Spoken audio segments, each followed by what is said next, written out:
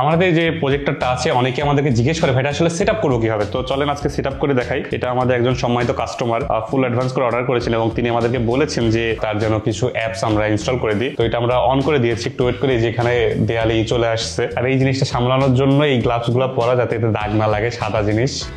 যদিও পুরোপুরি অন্ধকার করিনি, এখনো আমাকে যে অন্ধকারের ভিতর দেখা যাইতেছে। তো এতে ব্যাটারি লাগাইতে হবে, অবশ্যই এতে ব্যাটারি আসে না। তো আমরা এই যে ব্যাটারি নিয়ে এসেছি, তো এই যে রিমোটটা আমরা করে ফেলেছি। এরপরে আমরা নেক্সট স্টেপে যাব।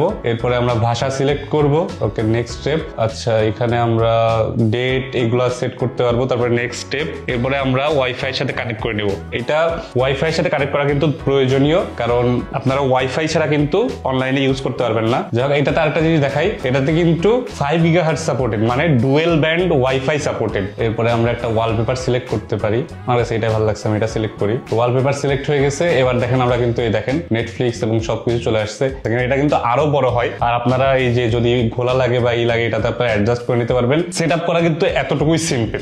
অ্যাপ লিস্টের ভিতরে কি কি আছে, অ্যাপ ক্রোম বিল্ট ইন আছে, মিরর বিল্ট ইন আছে, তার পাশাপাশি গেমস এর একটা আছে, ওয়েস আপডেটের আছে, ফাইল ম্যানেজার আছে, মিরাকাস্ট রিসিভারেতে বিল্ট ইন আছে, আপডেটের আছে, একটা বিবি রেসিং নামে একটা আছে, নেটফ্লিক্সও বিল্ট ইন আছে। তো আপনারা চাইলে কিন্তু এই যে ক্রোমে যে আপনারা কিন্তু আপনাদের পছন্দের অ্যাপস কিন্তু নামাই ফেলতে পারবেন। সেটা কিন্তু অবশ্যই আপনাদের দায়িত্ব, আপনার নামাই সেটা ইউজ করতে পারবেন।